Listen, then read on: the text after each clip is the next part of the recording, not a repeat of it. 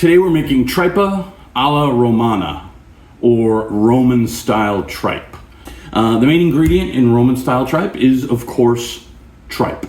Now, I know that tripe can seem a little bit exotic.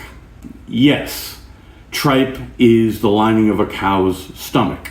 But let's explore that a little bit. So, cows have one stomach with 4 chambers.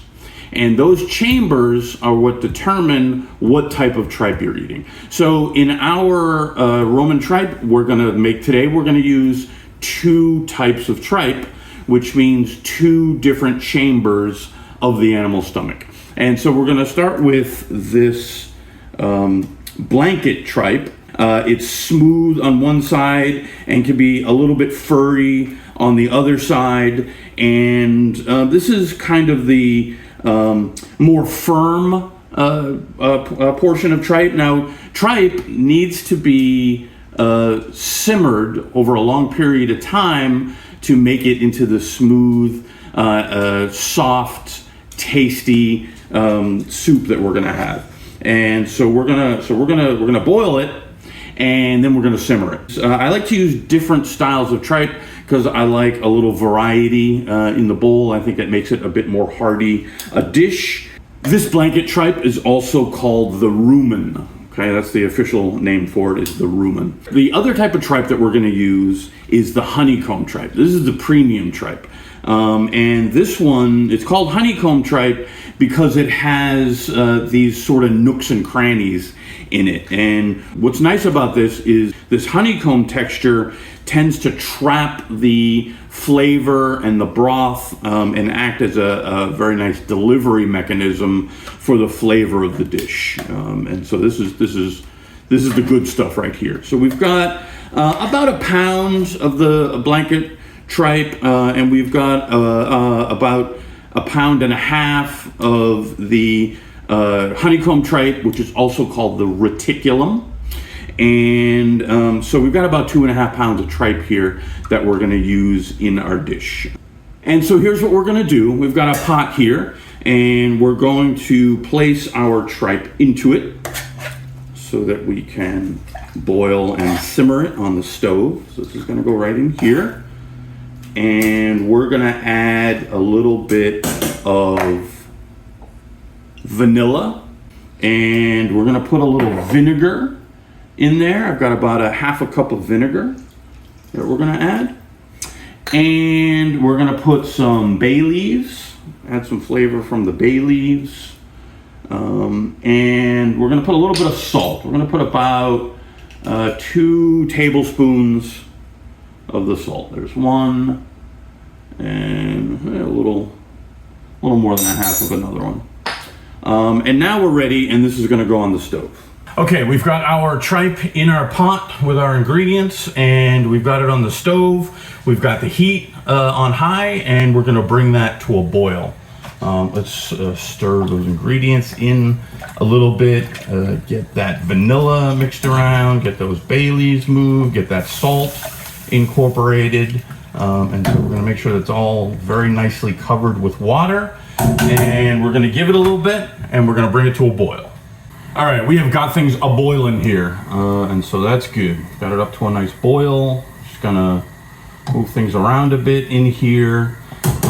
And what we're gonna do here is we're gonna turn this down because we wanna get a simmer, because it's gonna be here for a while. If you boil it too long, and I learned this the hard way, you can boil the tripe right away. Like, it literally starts to melt and goes away, and you don't want that. You want some nice hearty tripe in your Roman tripe. So we're gonna turn it down. We're gonna get a simmer going. We're gonna simmer it for about 1.5 hours. And we're gonna check it frequently, and we're gonna give it a stir every once in a while. Now, the thing that happens is, as this boils and simmers, you get this sort of business here on the top. And what you do is you just kind of want to spoon that away. You don't want that in your finished soup. It doesn't add anything of value, so we're just gonna spoon that away and get that out of there. So we're gonna let that sit for a little bit. I'm gonna set timers about every 20 minutes, come back and check on it, give it a stir, spoon away the foam, and let that tripe get nice and tender. All right, this tripe has been simmering for about an hour now. I've checked on it 3 or 4 times. I've done my spooning away of the stuff that collected at the top, which is pretty much all gone at this point. And ooh, it is getting nice and tender. We're gonna let that continue to simmer at that level for another approximately 30 minutes. All right, this tripe has been simmering for about an hour and a half. It has become very tender. This is nice. This is what we want. And so what we're gonna do is we're gonna turn this off, no more simmering, and we're gonna remove this from the pot. You can see a couple of things. You can see the liquid has reduced significantly, and you can also see that the tripe itself has reduced in size. So a lot of what was in that tripe is now in the liquid, and we want to retain that liquid. We're going to use that in our soup. So we're going to put the tripe into the bowl, and we're going to go let that sit for a while. Now it's time to make the soup, and here's what we're going to do. We're going to turn that on to a medium level, and we're going to put some olive oil in there. I've got, I don't know, about 3 tablespoons of olive oil to go right in there, and we're going to let that heat up for a moment, and then we're going to put our garlic in here. What I like to do with my garlic, particularly for this dish, is to just give it a rough chop. And in terms of how much garlic you're going to use in your dish, the guideline that I use is I just peel and chop until my Nana whispers into my ear, that should about do. And then that's when I stop. And so that's what I've got here is roughly a head of garlic, rough chopped, some large pieces, and I'm going to put that right into the oil, and we're going to let that just kind of saute for a moment to get some nice garlic smell filling the house and the kitchen. And then we've got some onion, again, sort of rough chopped onion. We're going to put that in there and let that do its thing for a moment.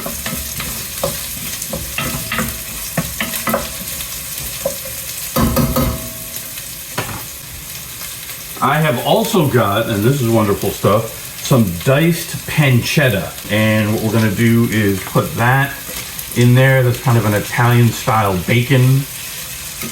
And that's going to add some nice fat and flavor. I'm going to mix that around a little bit.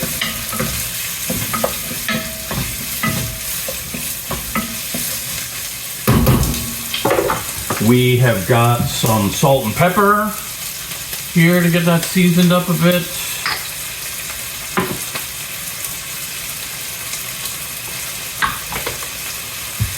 Give that a mix.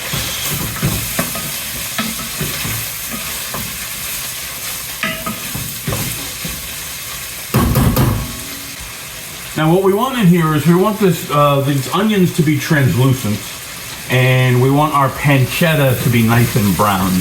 So we're gonna leave that to do its thing for about 5 minutes.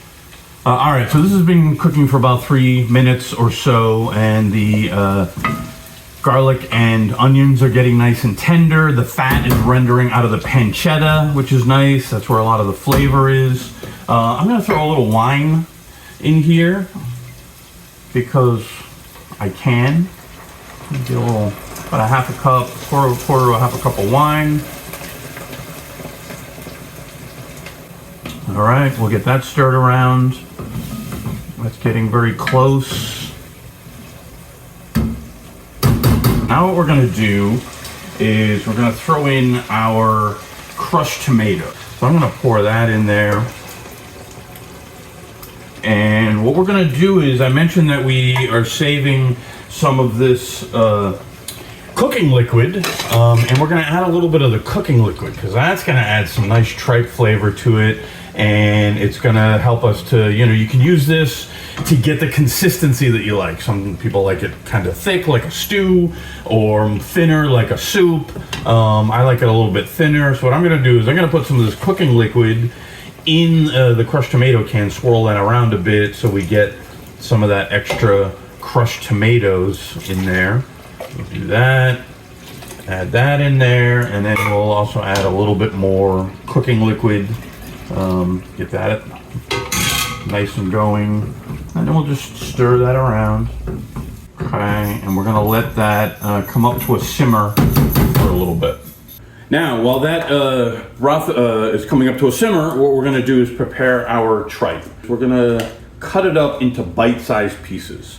I'm sort of a fan of small squares. So I like to slice it like this, and then come in and come the other way and make these into, like, I don't know, half-inch squares approximately. Nice bite-sized pieces. I like them to be able to fit on the spoon when we're eating the soup. And you know it's ready because it slices very easily. You know, if you tried to slice uncooked tripe, you'd really have to kind of work through it. It's very sort of rubbery at that point. But after you simmered it for an hour and a half, it gets real tender, and you can just slice right through it like a hot knife through butter. Oh yeah, oh yeah. Our broth is simmering, our tripe is prepared, and now we're gonna add it to here. Get that all in there. Mix that up in here. Get that nice and incorporated.